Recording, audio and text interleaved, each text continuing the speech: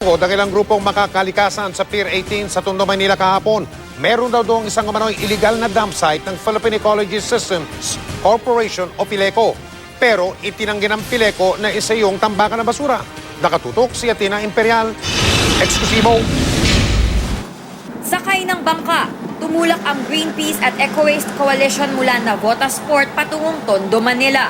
Panawagan nila, ipasara ang anilay illegal dump site ng Philippine Ecology Systems Corporation o PHILECO. Ang nakikita nyo ngayon dito sa aking likuran ay yung Pier 18 na illegal dump site kung saan iba-ibang klase ng mga basura ang dito itinatapon mula sa Metro Manila at sa mga karatig na syudad at munisipalidad. Ngayon nandito yung mga aktivista, environmental activist at hinihintay nila na mag-commit yung administrasyon nitong Pier 18 para hindi na makapagtapon ng basura dito. Sinasabi nila na hindi raw sila aalis dito hanggat hindi nagko-commit yung mga may-ari nitong illegal dump site. Maglalagay daw sila ng mooring lines para hindi na makapaglabas ng basura at makapagpasok ng basura dito sa area na ito.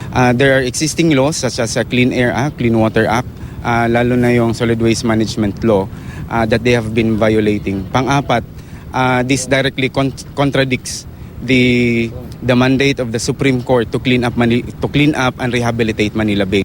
Sa pag-aaral na ginawa ng Greenpeace at ng Eco Waste Coalition, hindi lang ito isang barge. So ito ay 6 na barges na nagpapalit-palitan ng pag-transport ng unsegregated mixed waste papunta sa sanitary landfill. Milyong pisong halaga raw ang inilalaan ng gobyerno para linisin ang Manila Bay, pero nawawalang saysay.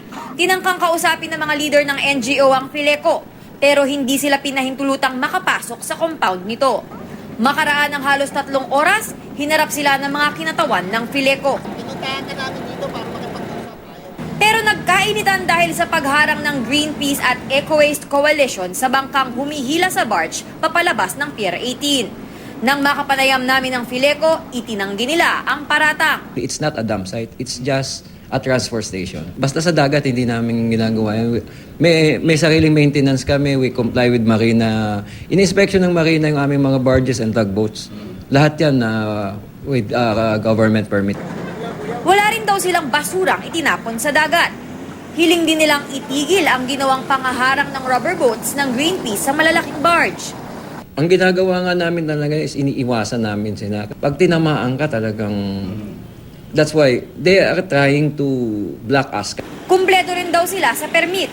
Kaya ang mga environmentalist sa lokal na pamahalaan ng lungsod ng Maynila humingi ng saklolo. I think the mayor will abide by the legal authorities, and if there is any violation, probably he'll do something about it. He will look into the possibility of trying to comply with whatever law and or decision that was made. As I understand it from the coalition, this is a Supreme Court decision. Athena Imperial, nakatutok, 24 oras.